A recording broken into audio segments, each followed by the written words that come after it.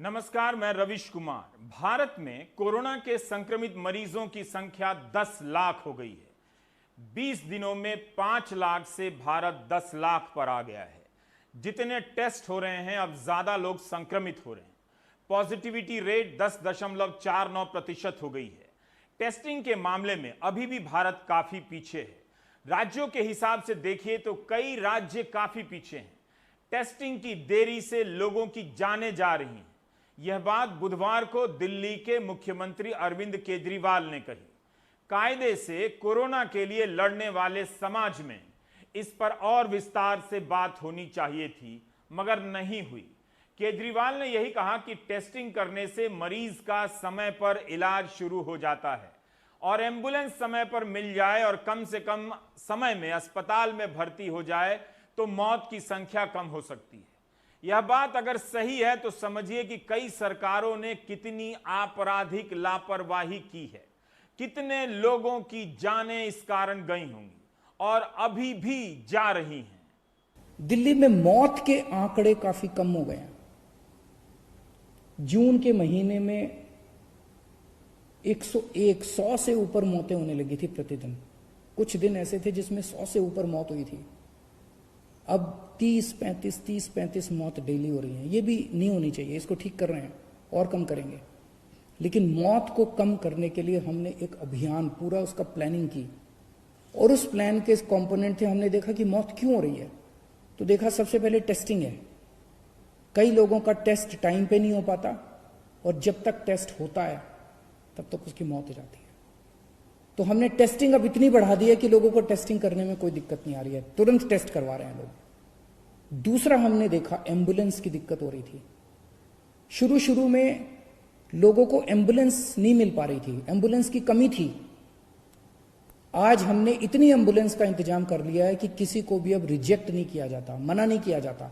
100% लोगों को, एक व्यक्ति जो फोन करता है उसको एम्बुलेंस पहुंचती है। पहले एम्बुलेंस पहुंचने में 2-2 घंटे लग जाते थे, आज आधे घंटे के अंदर फोन करो और आधे घंटे के अंदर एम्बुलेंस पहुंचती है। तीसरा हमने देखा कि एम्बुलेंस जब मरीज को अस्पताल लेके जाती है, अस्पताल के बाहर उसकी सारी औपचारिकताएं पूरी करने के लिए 2-2, 3-3, 4-4 घंटे लग जाते थे। एम्बुलेंस में बैठा रहता था मरीज। मीडिया वालों ने कई ऐसी स्टोरीज की कि 3 घंटे तक मरीज एम्बुलेंस के अंदर बैठा रहा, वहां उसकी मौत हो गई। अब हमने ये इंतजाम कर दिया कि एम्बुलेंस जाएगी, सबसे पहले मरीज को अस्पताल के अंदर ले जाके एक होल्डिंग एरिया बना दिया हमने। होल्डिंग एरिया में उसको ऑक्सीजन दो, उसके बाद उसके कागज भरो, कागजी कार्रवाई बाद में हो जाएगी। अगर 3 चीजों को ठीक करने से हर दिन 70 लोगों को मरने से बचाया जा सकता था, तो क्या यह काम पहले नहीं करना चाहिए था? अलग अलग राज्यों में देखिए तो पता चलेगा कि अभी भी नहीं हो रहा है। इंडियन एक्सप्रेस की एक खबर आज बेंगलुरु से छपी है, जॉनसन टीए की। यहां का विक्टोरिया अस्पताल कोविड के लिए सबसे बड़ा सरकारी अस्पताल है। इस अस्पताल में जितने भी मरीज वेंटिलेटर पर रखे गए हैं, उनमें से 97% मर गए। क्यों मरे हैं? इसके कारणों के जवाब में इस रिपोर्ट में अस्पताल के डॉक्टर का बयान छपा है, जो कोविड की नोडल अफसर हैं। डॉक्टर स्मिता सेगू का कहना है कि ये सभी मौतें इसलिए हुई हैं क्योंकि यहां तक आने में बहुत देर हो गई। जो मरीज समय पर आए हैं उनमें से बहुत ही कम आईसीयू में रखे गए हैं। देर से आने वाले मरीजों की हालत बहुत खराब थी। 39 मरीजों की जान तो 24 घंटे के भीतर चली गई। वेंटिलेटर पर रखे गए मरीजों की इस तादाद में मौतें तो ब्रिटेन, अमेरिका और इटली में भी नहीं हुई हैं। विक्टोरिया अस्पताल में 91 मौतें हुई हैं। इनमें से 89 को वेंटिलेटर पर रखा गया था। इटली में जब कोरोना का केस पीक पर था, तब वेंटिलेटर में रखे गए मरीजों पर मौत का आंकड़ा 65% ही था। दुनिया के आईटी कैपिटल में से एक शहर में 97% मरीज मर रहे हैं। ये चिंता की बात तो है। क्या यही बात केजरीवाल ने नहीं कही कि एम्बुलेंस मिलने में देरी हो रही थी, अस्पताल में भर्ती होने में देरी हो रही थी और टेस्ट होने में देरी हो रही थी? सिर्फ 3 देरियों को ठीक कर देने से एक दिन में दिल्ली में 70 लोग कम मर रहे हैं। पटना का हाल देखिए, वहां से कोई डेटा या जानकारी मिल जाए तो समझिए कि गनीमत है। पिछले दिनों आपने देखा होगा कि बिहार के भागलपुर में एक मरीज इनहेलर लेने दवा की दुकान पर पहुंचा और दुकान की चौखट पर ही गिरकर मर गया। 5 घंटे लग गए एम्बुलेंस के इंतजाम में। बाद में पता चला कि वो कोविड का मरीज था। क्या इसकी जांच में देरी नहीं हुई होगी? अगर समय से जांच होती तो ये शख्स बच नहीं जाता। इस देरी की जवाबदेही किसकी है? यही नहीं, बिहार के एक दूसरे जिले आरा में एक संदिग्ध की इसी तरह लाइन में मौत हो गई। भास्कर की इस खबर के अनुसार वीरेंद्र प्रसाद पीरो से आरा आए थे सैंपल देने से के दौरान ही मर गए। लोगों ने हंगामा कर दिया, एम्बुलेंस बुलाई गई। जैसे ही ड्राइवर को पता चला कि कोरोना का सैंपल देने आया था, वो भाग गया। दूसरा ड्राइवर आया, फिर जाकर इसे इन्हें ले जाया गया। सड़क जाम करने से या गुस्सा निकालने से कुछ होता नहीं है, और ना वायरल करवाने से। जिस वक्त लोगों को कोविड-19 की तैयारियों पर ज्यादा से ज्यादा ध्यान देना था, तब किसी ने नहीं दिया। तब सवाल पूछने की जगह लोग नफरत की आंधी में बह रहे थे कि कोरोना तबलीग जमात को लेकर फैल रहा है। इस एक मुद्दे ने कितना नुकसान किया है, कभी इसका अध्ययन कीजिएगा।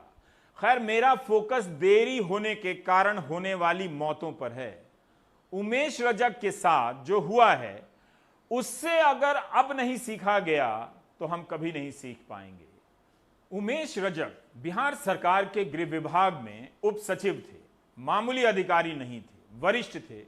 तभी तो सरकार की तरफ से रांची हाई कोर्ट में हलफनामा देने गए। वहां से लौटते ही रजक की तबीयत खराब हो गई। उन्होंने स्थानीय डॉक्टर से चेकअप कराया। इस तूफान में भी उस डॉक्टर को शक नहीं हुआ कि कोरोना हो सकता है। वो पैरासीटामोल से इलाज करता रहा। अचानक रजक की हीमोग्लोबिन में गिरावट आने लगी। इस दौरान 29 जून से 6 जुलाई बीत गया। इतना लंबा नुकसान हो गया। 7 जुलाई की सुबह उमेश रजक को इंदिरा गांधी आयुर्विज्ञान संस्थान ले जाया गया। यहां पर जांच के बाद कहा गया कि कोविड टेस्ट होगा और तब तक उन्हें आइसोलेशन वार्ड में रहना होगा। मगर पर्ची पर वेटिंग लिस्ट नंबर लिखा था। उमेश रजक का नंबर 32 था। सुबह से शाम हो गई, आइसोलेशन वार्ड में भर्ती नहीं हो सके। अस्पताल के बाहर पड़े रहे। उनकी तबीयत खराब होने लगी। दिन भर कुछ खाने को नहीं मिला।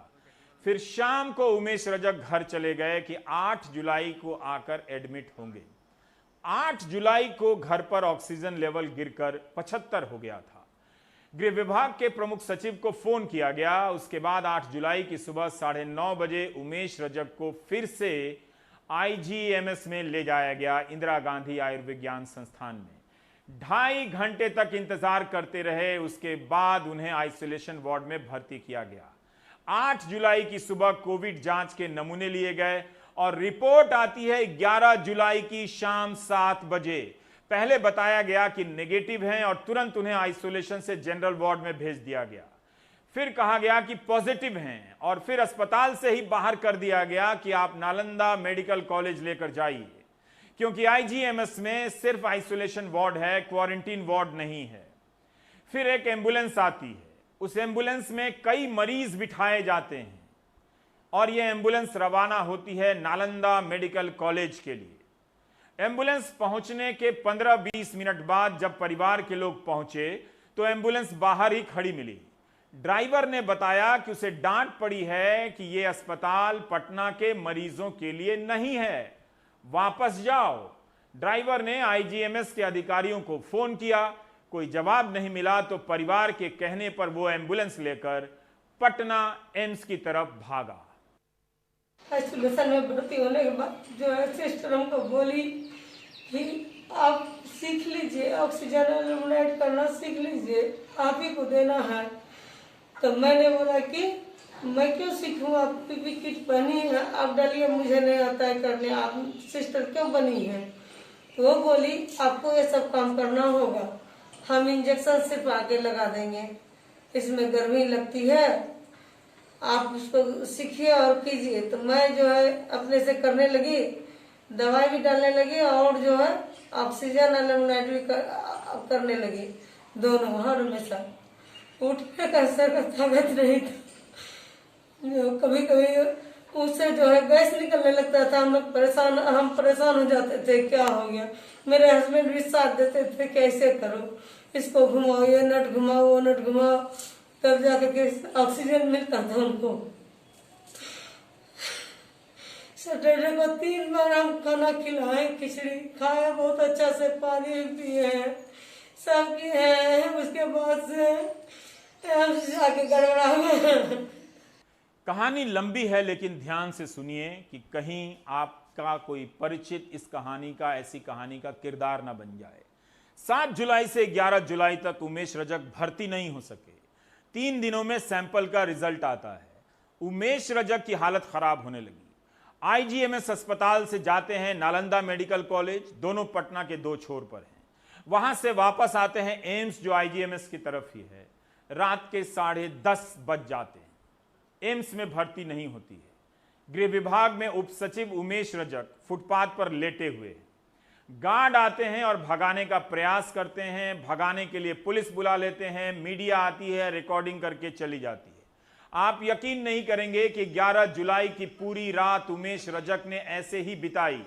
इनके बच्चे इधर से उधर भागते रहे, गिड़गिड़ाते रहे, फोन करते रहे कि ऑक्सीजन का सिलेंडर लगा दो, कम से कम भर्ती कर लो, मगर कुछ नहीं हुआ। सुबह हुई तो फोन लगाने लगे, क्योंकि रात में सबके नंबर बंद थे। डीएम के ऑफिस से गाड़ी आती है, अस्पताल में फोन जाता है। इसके बाद भी भर्ती नहीं होती है। सुबह के 8 से 10:30 बज जाते हैं। याद रखिएगा, उमेश रजक एम्स के बाहर 11 जुलाई की रात 10:30 बजे से पड़े थे। अब 12 जुलाई की सुबह हो चुकी है। 10:30 बजे के बाद उमेश रजक को भर्ती किया जाता है, लेकिन तब तक उनका ऑक्सीजन लेवल जो 8 जुलाई को 75 था, 45 हो चुका था। उमेश रजक के बेटे ने हमें उनसे 13 जुलाई को हुई आखिरी बातचीत का स्क्रीनशॉट भेजा है।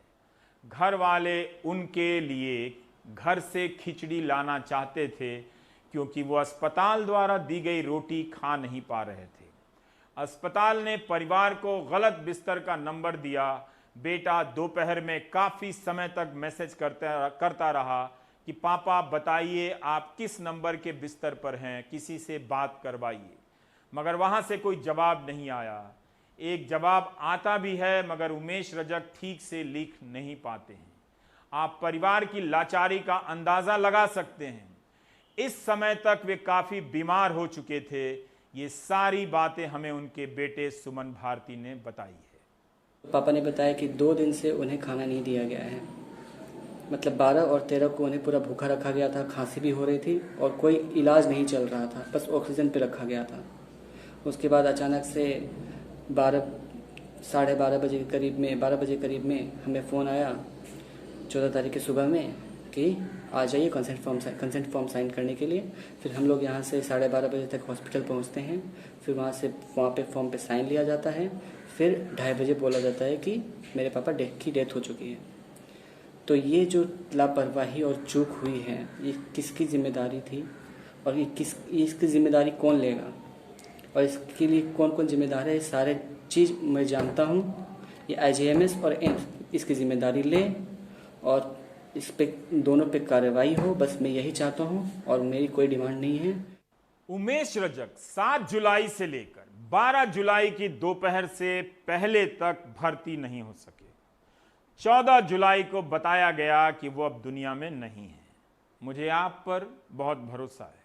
भरोसा ये है कि आप सभी थाली बजाने के लिए बालकनी में तो आ जाएंगे, लेकिन ऐसे सवालों का साथ कभी नहीं देंगे। इस देश में न जाने कितने ऐसे लोगों की जानें ऐसी लापरवाहियों और सरकारी क्रूरता के कारण गई होंगी। ये आप कभी नहीं जान पाएंगे, क्योंकि ये एक दर्शक के लिहाज से महा बोरिंग कहानी है। आप मुझे सुनते हुए यही सोच रहे होंगे कि आपके साथ नहीं होगा, आप दिल्ली में रहते हैं, फलाना चिलाना ढिमकाना को जानते हैं। उमेश रजक भी बिहार के गृह विभाग के प्रमुख सचिव को जानते थे। 5 दिनों में अस्पताल में जगह नहीं पा सके। अब आप बिहार से महाराष्ट्र चलिए, पुणे चलिए। 61 साल के वैज्ञानिक डॉक्टर लक्ष्मी नरसिम्हन पिछले साल बोटेनिकल सर्वे ऑफ इंडिया से रिटायर हुए थे। इंडियन एक्सप्रेस की रिपोर्ट है कि मंगलवार 14 जुलाई की शाम उन्हें सांस लेने में तकलीफ हुई। बेटी और पत्नी उन्हें लेकर कई प्राइवेट अस्पतालों में गए, मगर कहीं आईसीयू बेड नहीं मिला। परिवार ने कांग्रेस के नेताओं से भी मदद मांगी, मगर कोई बिस्तर का इंतजाम नहीं कर सका। इसके बाद वे डॉक्टर नरसिम्हन को ससून अस्पताल लेकर गए, जो कि पुणे में कोविड के इलाज का सरकारी अस्पताल है। यहां भी आईसीयू बेड नहीं मिला। अस्पताल ने बताया कि आईसीयू बेड के लिए वेटिंग लाइन है। डॉक्टर नरसिम्हन इस समय तक होश में थे। उन्हें जनरल वार्ड में भर्ती कराया गया और ऑक्सीजन दिया गया। डॉक्टरों ने कहा कि आप चिंता मत करिए, ये ठीक हो जाएंगे, मगर उसी रात 2 बजे डॉक्टर नरसिम्हन गुजर गए। इतने बड़े शहर में एक बिस्तर नहीं मिलता है। क्या यह कहानियां इतनी बोरिंग हैं कि मरने के साथ खत्म हो जानी चाहिए, या फिर इन सवालों का जवाब मिलना चाहिए? वो आप देख लीजिए। प्रधानमंत्री ने तो इन प्रश्नों पर, इन तैयारियों पर आज तक एक प्रेस कॉन्फ्रेंस नहीं की है।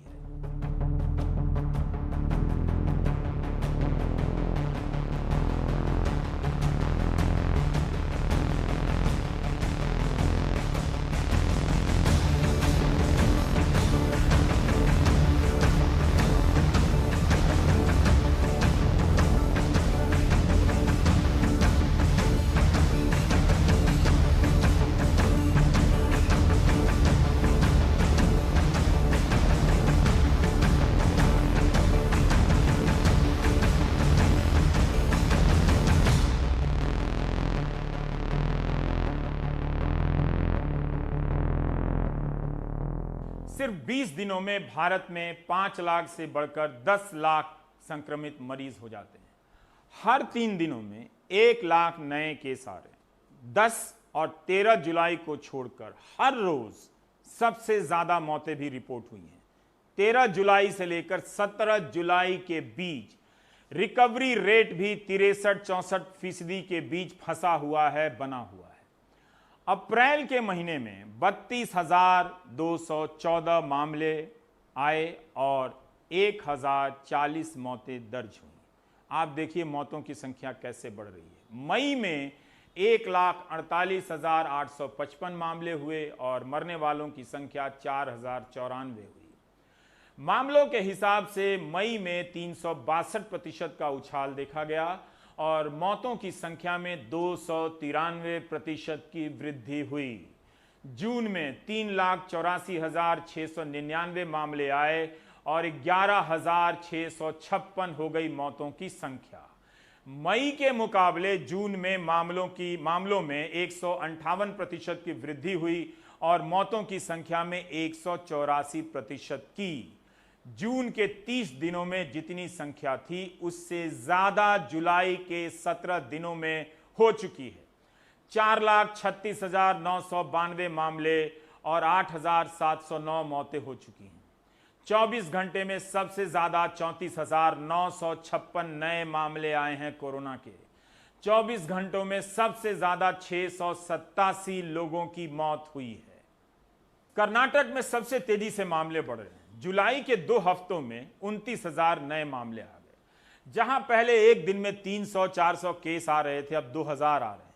उत्तर प्रदेश और बिहार का वही हाल है, पश्चिम बंगाल का वही हाल है। बिहार का हाल पूछिए मत, वहां RMRI सबसे बड़ा टेस्टिंग सेंटर था, बंद हो गया 3 दिनों के लिए।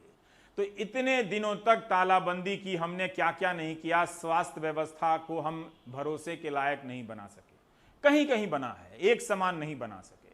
इस वक्त ध्यान भटकाने के लिए नए सिरे से तबलीग जमात या मध्य प्रदेश या राजस्थान में सरकार गिराने या बनाने जैसी घटनाओं की सख्त जरूरत है, ताकि हम दिसंबर तक इसी हाल में बने रहें।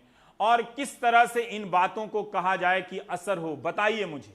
बहुत लोगों की जानें बचाई जा सकती थी, लेकिन अब सबकी उम्मीद दवा या वैक्सीन की खबरों पर शिफ्ट हो गई है, क्योंकि इधर तो कुछ हो नहीं सकता है। यही आजकल शेयर हो रहा है, लाइक हो रहा है और इसे ही क्लिक मिल रहा है। 23 वैक्सीन ट्रायल के चरण में पहुंच गई हैं। 155 वैक्सीन कैंडिडेट पूरी दुनिया में हैं। ऑक्सफोर्ड ट्रायल की बहुत ज्यादा चर्चा है। इस वैक्सीन का ट्रायल अंतिम चरण में बताया जा रहा है। ब्रिटिश स्वीडिश कंपनी है ऑस्ट्राजेनेका और यूनिवर्सिटी ऑफ ऑक्सफोर्ड मिलकर ये काम कर रहे हैं। दुनिया के कई देशों में यह ट्रायल चल रहा है। यह वैक्सीन कैंडिडेट सबसे आगे बताया जा रहा है। अप्रैल में यह पहले चरण में था जब शुरू हो रहा था। इनका दावा है कि सितंबर तक ट्रायल के हर चरण को पूरा कर लेंगे। इन्होंने वैक्सीन का उत्पादन शुरू भी कर दिया है। भारत का सीरम इंस्टीट्यूट भी पार्टनर है जिसे भारत में उत्पादन का काम मिला है। अमेरिका में मॉडर्ना पहली कंपनी थी जिसने ह्यूमन ट्रायल शुरू किया। 27 जुलाई से मॉडर्ना का तीसरा चरण शुरू होने वाला है। इस कंपनी को उम्मीद है कि 2021 के शुरू में वैक्सीन आ जाएगी। सिर्फ ऑक्सफोर्ड नहीं, अलग अलग देशों से कोरोना वायरस के वैक्सीन को लेकर कई अच्छे नतीजे आ रहे हैं। अमेरिका और ब्रिटेन में हुए प्रयोग में पता चलता है कि वॉलंटियर्स के ऊपर वैक्सीन का अच्छा असर हो रहा है और बुरा असर कम हो रहा है। लगभग 2 दर्जनों के करीब वैक्सीन क्लिनिकल ट्रायल में है, जबकि 140 के करीब वैक्सीन शुरुआत के चरण में है। 100 से भी ज्यादा वैज्ञानिक, जिसमें 15 नोबेल पुरस्कार विजेता शामिल हैं, जो चाहते हैं कि रिसर्च में तेजी लाने के लिए वॉलंटियर को कोरोना से संक्रमित होना जरूरी है, ताकि वैक्सीन से लेने के बाद यह पता चल सके कि यह लोग सुरक्षित हैं या नहीं। इन वैज्ञानिकों ने अमेरिका के नेशनल इंस्टीट्यूट ऑफ हेल्थ को खत लिखा है और कहा है कि चैलेंज ट्रायल से वैक्सीन के विकास में तेजी आ सकता है। वैक्सीन के बाद वॉलंटियर के अंदर इम्यून सिस्टम पर कोई खास फर्क पड़ता है या नहीं, यह जानना जरूरी है। इन वैज्ञानिकों के पास और भी कई सवाल हैं। इन सब सवालों पर बात करने के लिए हमारे साथ डॉक्टर जसमीत बिंद्रा हैं। कुछ दिन पहले हमने आपकी बात दीपक पालीवाल से कराई थी, जो ऑक्सफोर्ड की पहले चरण की ट्रायल में शामिल हुए थे। फिलहाल ये ट्रायल अपने तीसरे चरण में है। इस चरण में 10,000 से ज़्यादा वॉलंटियर हैं और उनमें से एक हैं doctor Jasmeet Bindra. Doctor Jasmeet Bindra Scotland की नेशनल हेल्थ सर्विस में कंसल्टेंट साइकेट्रिस्ट हैं। इन्होंने मुंबई से MBBS की है, चंडीगढ़ में काम किया है और उसके बाद 2002 में आगे की पढ़ाई के लिए इंग्लैंड आ गई। डॉक्टर बिंद्रा कहती हैं कि वे गई थी 1 साल की पढ़ाई के लिए, मगर अब वहीं बस गई हैं। तो जसमीत बिंद्रा हमारे साथ हैं। जसमीत, मैं बहुत बहुत शुक्रिया कि आप हमारे साथ बात कर रही हैं। चूँकि वैक्सीन की जब भी खबर आती है, लोगों में बहुत दिलचस्पी होती है, स्वाभाविक है। भारत में भी ट्रायल चल रहे हैं, दुनिया के कई देशों में चल ही रहे हैं। मैं ये थोड़ा जानना चाहता हूं कि आप उन 10,000 लोगों में से हैं जो तीसरे स्टेज के ट्रायल में हैं। इस स्टेज के ट्रायल का मतलब, जो भी आप पढ़ती लिखती देखती हैं, वो क्या है और क्यों आपने खुद को इस ट्रायल के लिए आगे किया कि आप भी इसमें हिस्सा लेंगे? तो हाँ जी, हमको ईमेल आई थी एक हमारे ट्रस्ट में कि जो हेल्थ वाले प्रोफेशनल्स हैं, जैसे डॉक्टर्स हैं, नर्सेस हैं, इवन पोर्टर्स हैं, जो डेली कांटेक्ट में है पेशेंट के साथ, आप वॉलंटियर कर सकते हैं ट्रायल के लिए। तो आपको याद होगा उस टाइम अप्रैल में ये खबर ईमेल आई थी, तो उस टाइम काफी टेंशन थी कोविड को लेके। लेकिन मैं काफी इंटरेस्टेड भी थी कि देखने के लिए कि अगर वैक्सीन है, आपको जैसे आपने बोला कि काफी एक्साइटमेंट है वैक्सीन के बारे में, तो टू वॉलंटियर करना मेरे को अच्छा लगा कि देखने के लिए कि कैसे, कि अगर आप किसी का कोई अच्छा काम कर सकते हैं। तो जो वैक्सीन का ट्रायल था वो ग्लासगो में 250 लोगों का, 250 लोगों का शुरू करा। और हम, क्योंकि ये पहले 1000 लोग टेस्ट हो चुके थे ऑक्सफोर्ड में, तो हमको मालूम था कि थोड़ी सेफ्टी है उसकी, हमारे को थोड़ा डेटा था यहाँ पे उसके बारे में। तो यहाँ 250 लोगों को करा रिक्रूट, और एक्चुअली काफी लोगों ने वॉलंटियर करा। उनको रोकना पड़ा, उनको 100 लोग और बढ़ाने पड़े, क्योंकि इतने लोग आ गए वॉलंटियर करने के लिए वैक्सीन के लिए। तो पहले टेंशन जरूर थी। तो लेकिन क्या हुआ कि पहले फिर आपके टेस्ट करते हैं, आपसे बहुत लंबा चौड़ा वो होता है, सारा आपका प्रोसीजर होता है, आपको कंसेंट वगैरह करना होता है। फिर वो देखते हैं कि आपकी एंटीबॉडीज तो नहीं है कोरोना वायरस के अगेंस्ट, आपको हुआ तो नहीं है पहले, तो वो था टेस्ट। फिर आपको यू हैव टू बी 18 और 55 के बीच में, आपको रिलेटिवली हेल्थी होना है, आपको कोई ज्यादा बीमारियां, एलर्जी नहीं होनी चाहिए, कोई ट्रीटमेंट नहीं जैसे होना चाहिए, जैसे कैंसर वगैरह के ट्रीटमेंट नहीं चल रहा होना चाहिए। तो उसके बाद बस ये था कि बस हर हफ्ते टेस्ट होता है कोविड का, और वो नेगेटिव आता है, और वो आपको वो सेंट्रल डेटा बैंक में जाते हैं आपके रिजल्ट्स, हर हफ्ते आपको करना पड़ता है टेस्ट। तो एक तो ये साल का टेस्ट इसलिए होता है कि ये देखने के लिए कि इंजेक्शन देने के बाद आपको कोविड होता है कि नहीं होता है। बिल्कुल। जिस दिन से ये इंजेक्शन दिया गया है उस दिन से, तो क्या आपको ये भी कहा गया है कि आप एक नॉर्मल इंसान की तरह घूमिए फिरिए, खुद को एक तरह से छोड़ दीजिए कि हो जाए तो हो जाए, हम इंजेक्शन से टेस्ट कर रहे हैं, क्या ऐसा है? नहीं, ऐसा ऐसा तो नहीं है। हमारे को प्रिकॉशंस तो वही लेनी है जो सबको लेनी है। मास्क पहनते हैं बाहर, और वार्ड में पीपीई, मैं वार्ड में भी काम करती हूँ तो वहां पे तो पीपीई है। और बेसिकली क्या है कि डबल ब्लाइंड ट्रायल है ये।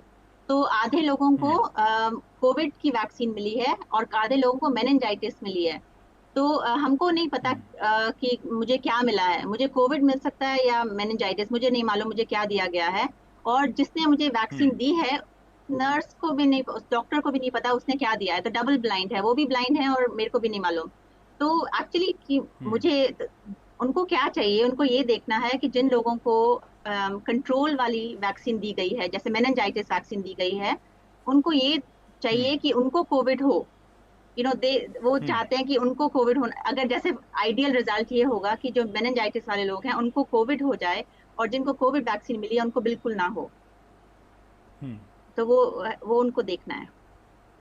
ऐसा क्यों जानना चाहते हैं वो कि एक इंजेक्शन से हो जाए और एक इंजेक्शन से ना हो? क्योंकि जो दूसरी वो तो मेनिंजाइटिस की वैक्सीन है, तो वो तो एक्चुअली विन विन सिचुएशन है, क्योंकि वो जो मेनिंजाइटिस की वैक्सीन है वो 80 पाउंड की आती है वैसे यहाँ पे, अगर नॉर्मल आदमी खरीदना चाहे तो वैसे भी अच्छा है अगर मेनिंजाइटिस की वैक्सीन मिल जाती है तो वो। पर इशू ये है इस वक्त इतना कम हो गया है केस इंसिडेंट स्कॉटलैंड में, कि जो मेनिंजाइटिस वाले लोग भी हैं, जो कंट्रोल आर्म जिसे बोलते हैं, जिनको नहीं मिला कोविड वैक्सीन, उनको भी नहीं होगा शायद कोविड, क्योंकि कोविड है ही नहीं इतना। स्कॉटलैंड में पिछले हफ्ते में कोई कोविड केसेस मतलब बहुत कम थे। अभी एक्चुअली कल ही थोड़े केसेस आए हैं एक बहुत ही रिमोट आइलैंड से, लेकिन यहाँ पे केसेस ही नहीं है। तो उनको लग रहा है, उनको टेंशन है थोड़ा कि वैक्सीन ऐसा ना हो कि कोविड है ही नहीं तो दूसरी कंट्रोल आर्म में उनको कोविड ना हो, फिर इसकी तो एफिकेसी नहीं क्या पता चलेगी। जी, तो हम ये आप फिर आप एक ऐसी जगह पे हैं जहाँ पर कोविड नहीं है, तो क्या बेहतर नहीं होता कि आप ऐसी जगह पे होती जहाँ पे कोविड ज़्यादा हो, तब इसका रिजल्ट थोड़ा ज़्यादा विश्वसनीय लगता, कि जैसे आप दिल्ली में होती और आपने ये इंजेक्शन लिया है तो थोड़ा पता चलता कि इस एनवायरनमेंट में आप ज़्यादा सेफ हैं या नहीं सेफ हैं इसके बाद। बिल्कुल। तो जैसे ब्राजील और इंडिया में इस वक्त सबसे ज्यादा हाईएस्ट केसेस हैं। तो अभी आज इस मंडे, नेक्स्ट मंडे से ह्यूमन ट्रायल शुरू हो रहे हैं इसी वैक्सीन के ऑक्सफोर्ड में। तो इसका मतलब क्या है कि जो जिन लोगों को वैक्सीन मिला है उनको जानबूझ करके कोविड को एक्सपोज करेंगे, कि उनको देखने के लिए कि कोविड होता है कि नहीं। तो वो काफी यंग पार्टिसिपेंट्स हैं, 20-22 साल के लोग हैं मोस्टली। तो कई लोगों ने उंगली उठाई है कि ये थोड़ा एथिकल नहीं है, कि जैसे ट्रीटमेंट नहीं है कोविड का तो आप इन लोगों को क्यों एक्सपोज कर रहे हो कोविड को जान करके। तो लेकिन इट इज ये बड़ा जरूरी पार्ट है वैक्सीन, किसी भी वैक्सीन ट्रायल का काफी जरूरी पार्ट है। तो वो उसी से ही पता चलेगा कि ये वैक्सीन एक्चुअली इफेक्टिव है कि नहीं। तो आपको किसी तरह की कोई घबराहट नहीं हुई और फैसले लेने में कोई ज़्यादा मुश्किल नहीं आई, या आप इस बात से एक्साइटेड हैं कि आप इस एक इतिहास अगर बनेगा तो उसकी एक गुमनाम हिस्सेदार आप भी रहेंगी? अब तो दुनिया जान गई आपके बारे में, लेकिन फिर भी थोड़ा नार्सिसिज्म तो था, लेकिन सच में जब मैं गई, जब वैक्सीन का था तो थोड़ी टेंशन होगी। बच्चे याद आ गए कि 2 बच्चे हैं छोटे छोटे, उनका कौन ख्याल रखेगा। तो हाँ, नहीं, टेंशन तो पहले तो थोड़ा बोल दिया, लेकिन हाँ उस दिन टेंशन जरूर थी कि मेरे को क्योंकि उस टाइम एक्चुअली अभी थोड़ा रिलैक्स्ड है, लेकिन उस टाइम बहुत हमारा टेंशन था क्योंकि हमारे के पास पीपीई भी नहीं था वार्ड में।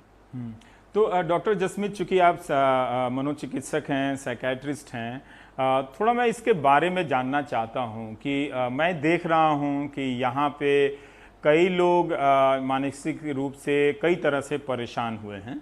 जाहिर है बहुत लोगों की नौकरियां चली गई हैं और भी कई कारण हैं, कई लोग डर जा रहे हैं अभी भी ये हालत है कि कोरोना का कोई मरीज़ देख रहे हैं तो एम्बुलेंस का ड्राइवर एम्बुलेंस छोड़ के भाग जा रहा है, अस्पताल में नर्स नज़दीक नहीं जा रही हैं। तो इस तरह के ट्रीटमेंट के लिए जो आपके देश में जो भी प्रोटोकॉल होगा, क्या उसमें आपकी जो एक्सपर्टीज़ है इसको भी शामिल किया गया है, उसको महत्व दिया गया है कि आपका भी एक रोल है इसके लाइन ऑफ ट्रीटमेंट में? ऐसा ऐसा नहीं है कि हमारे जैसे जो मेन लोग हैं जो डिसीजंस लेते हैं, कई बारी वो इतना नहीं है, हमारे को एज सच नहीं इंक्लूड करा उस प्रोसेस में कि ऐसे क्या करा जाए। लेकिन यहाँ के लोग काफी, मुझे लगता है काफी केयरिंग तरह से बहुत ही सोच समझ के डिसीजन लेते हैं, जैसे कि कैसे ट्रीट करा जाए। जैसे अगर हम फॉर एग्जांपल किसी पेशेंट के खिलाफ जैसे मैं ट्रीट ना करूं या कुछ, तो मेरे खिलाफ एक्शन होगा, मेरे को जेल में डाल देंगे, या किसी नर्स अगर ऐसे कोई कर ही नहीं सकता, डिस्क्रिमिनेशन बोलते हैं उसको। यहाँ पे तो बहुत बड़ी लॉज हैं डिस्क्रिमिनेशन की। तो मैं तो सोच भी नहीं सकती कि किसी बीमार आदमी को मैं बोलूं मना करूं देखने से। हालांकि मैंने आपको बताया हमारे पास पीपीई नहीं था शुरू में, लेकिन हम ऐसे फिर भी हम मना नहीं कर सके कि हम नहीं जाएंगे पेशेंट देखने। जो भी था हम लोग अरेंजमेंट्स कर रहे थे, लेकिन ऐसा कभी सोचा भी नहीं कि हम लोग मना करेंगे। It is not possible to think. पर डॉक्टर जसमीत, क्या वहाँ भी ऐसा होता है कि 3 घंटे लग जाते हैं एम्बुलेंस मिलने में, और कोविड के पेशेंट को अस्पताल के भर्ती में, यहाँ पर जिस तरह से मैं अपने स्टेट बिहार का देख रहा था, एक लड़के की कहानी इसी रिपोर्ट में है कि उसके पिताजी पूरी रात एक एम्स जितना बड़ा हॉस्पिटल पटना का बाहर पेवमेंट पे पड़े रहते हैं। शुरू के दिनों में ऐसा हो सकता था। क्या आप इंग्लैंड की अखबारों में या स्कॉटलैंड के अखबारों में इस तरह की खबरें पढ़ रही हैं कि मरीज़ गया है और उसे 3-3 घंटे से या 5-5 दिन तक उसका टेस्ट रिजल्ट नहीं आ रहा है और लोग थाली बजा रहे हैं?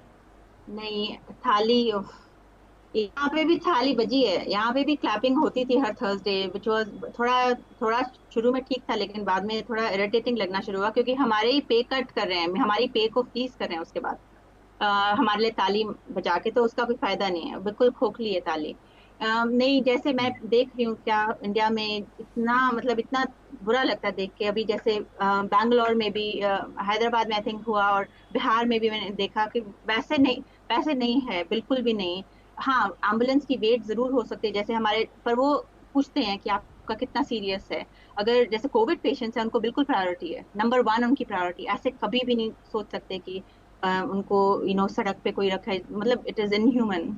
पर ऑब्वियसली इंडिया की बात अलग है, और यहाँ वहाँ पॉपुलेशन बहुत है, लेकिन और यहाँ के कंपेयर टू, लेकिन यहाँ का हेल्थ केयर सिस्टम बहुत अच्छा है। सारा जो इट इज सारी दुनिया में काफी फेमस है। NHS जो है, नेशनल हेल्थ सर्विस, उसका जो सिस्टम है वो बहुत अच्छा है।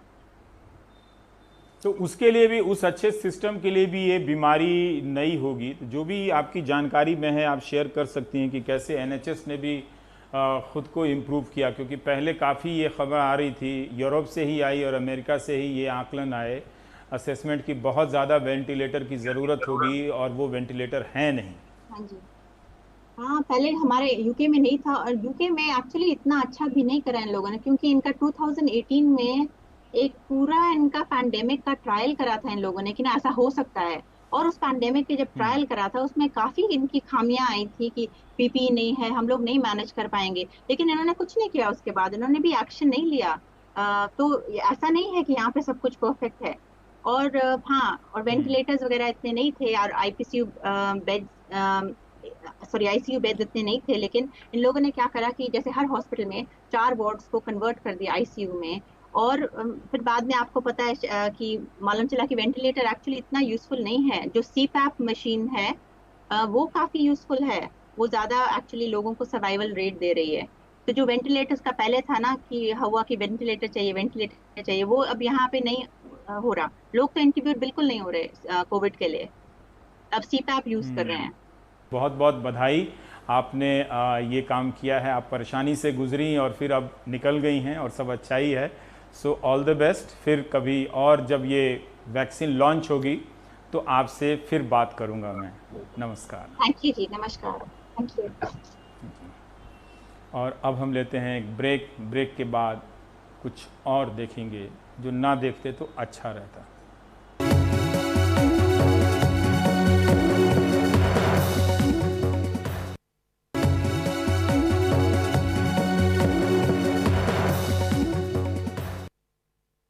कोरोना का टाइम चल रहा है। असंख्य छात्र ऐसे हैं जो रोजाना पत्र लिखते हैं कि उनके पास मकान मालिक का किराया देने के लिए पैसा नहीं है क्योंकि पापा की कमाई बंद हो गई है। असंख्य पापा मम्मी लोग पत्र लिखते हैं कि उनके पास बच्चों की फीस देने के लिए पैसे नहीं हैं क्योंकि उनकी कमाई बंद हो गई है। असंख्य लोग, शिक्षक लोग हमें पत्र लिखते हैं कि स्कूल वालों ने, देश भर से लिखते हैं कि 4-4 महीने से सैलरी नहीं दी है, अपना घर चलाने के लिए पैसे नहीं है। इस समय में अगर ये खबर सुनने को मिले कि विधायक खरीदे जा रहे हैं करोड़ों रुपए में और इस पर दावेदारी हो, बहस हो, गलत या सही हो, इससे ज्यादा विश्वगुरु बन चुके इस देश में अश्लील और अभद्र कुछ और नहीं हो सकता है जो राजस्थान से हमें सुनने को मिल रही है। विधानसभा स्पीकर के सचिन पायलट और उनके साथी विधायकों को दिए गए नोटिस के खिलाफ याचिका पर सुनवाई सोमवार तक टल गई है। शुक्रवार को राजस्थान हाईकोर्ट में हुई सुनवाई के दौरान हरीश साल्वे ने दलील दी कि सचिन पायलट और उनके साथियों ने दल बदल कानून का उल्लंघन नहीं किया है। साल्वे ने उल्टे स्पीकर की भूमिका पर ही सवाल खड़े कर दिए। अब सचिन पायलट कैंप को नोटिस का जवाब देने के लिए 3 दिन और मिल गए हैं। मंगलवार तक विधानसभा स्पीकर उनके खिलाफ कार्रवाई नहीं करेंगे। इस बीच विधायकों की खरीद फरोख्त के मामले पर ऑडियो टेप वायरल होने के बाद राजस्थान के एसओजी ने 3 लोगों के खिलाफ एफआईआर दर्ज की। इनमें संजय जैन को गिरफ्तार कर लिया गया है। केंद्रीय मंत्री गजेंद्र सिंह शेखावत ने कहा कि टेप में उनकी आवाज नहीं है और वो हर जांच के लिए तैयार है। विधायक भंवरलाल शर्मा ने भी अपनी सफाई दी। मेरा जो ऑडियो वायरल हुआ है वो कतई फर्जी है और मुख्यमंत्री का ओएसडी लोकेश शर्मा जगह जगह से एमएलए को दबाव में लेने के लिए अब मुख्यमंत्री की हताशा में है, तो ये फर्जी ऑडियो तैयार करा के जगह जगह एमएलए के पास भेजता है, एमएलए से फर्जी ऑडियो तैयार करवाते हैं। ये न मेरी की आवाज़ है न मेरी की वार्ता हुई, ये टोटली फर्जी है। उधर मानेसर पूछताछ करने पहुंची राजस्थान की एसओजी को हरियाणा पुलिस ने पूछताछ करने से रोक दिया। कांग्रेस सीधे बीजेपी पर उसकी सरकार गिराने की साजिश करने का आरोप लगा रही है। भारतीय जनता पार्टी द्वारा जनमत का अपहरण और प्रजातंत्र के चीरहरण की कोशिश की जा रही है। राजस्थान सरकार गिराने का घिनौना षड्यंत्र अब बेनकाब हो गया है, उसकी परतें खुलने लगी हैं। अब यह साफ है कि चीन या कोरोना से लड़ने की बजाय भारतीय जनता पार्टी और मोदी सरकार सत्ता लूटने का काम कर रही है। राजस्थान बीजेपी अध्यक्ष सतीश पूनिया ने गहलोत सरकार पर इल्जाम लगाया कि ये उसका अंदरूनी झगड़ा है, लेकिन इसमें वो बीजेपी की मानहानि कर रही है। साथ ही ये सवाल भी उठाए कि राज्य सरकार गैर कानूनी ढंग से फोन टैपिंग कर रही है। ये टेप उनके पास कहां से आया? क्या सोशल मीडिया पे जारी किसी टेप की कोई ऑथेंटिसिटी है? क्या उसकी जांच हुई थी? और जो हवाला और संदर्भ दिया गया उसमें ऐसा प्रतीत होता है कि वो मुख्यमंत्री निवास से जारी हुआ, किसी लोकेश शर्मा के द्वारा जारी हुआ। गजेंद्र सिंह जी ने खुद ने कहा है कि इस ऑडियो टेप की दुनिया की कोई एजेंसी जांच कर ले वो तैयार है। इसका मतलब साफ है कि कांग्रेस पार्टी मुखिया और ये पूरी सरकार भारतीय जनता पार्टी की मानहानि करने के लिए इस तरीके के उपक्रम रचती है। इस बीच सचिन पायलट के कैंप ने कांग्रेस नेतृत्व से पूछा है कि एक तरफ तो सुलह के संकेत दिए जाते हैं और दूसरी तरफ पायलट के खिलाफ कार्रवाई करते हुए उन्हें उप मुख्यमंत्री और प्रदेश अध्यक्ष पद से हटाया जाता है। ऐसे में कांग्रेस के आश्वासनों पर भरोसा कैसे किया जाए? सूत्रों के हिसाब से पायलट ने एक बार फिर दोहराया कि बीजेपी में जाने का सवाल ही नहीं उठता। राजस्थान की सियासी बिसात में अगली चाल फिलहाल टल गई है, लेकिन मुकाबला बेहद दिलचस्प हो चुका है। बाजी कौन मारेगा ये देखना आगे है। जयपुर से सौरभ शुक्ला के साथ हर्षा कुमारी सिंह, NDTV इंडिया।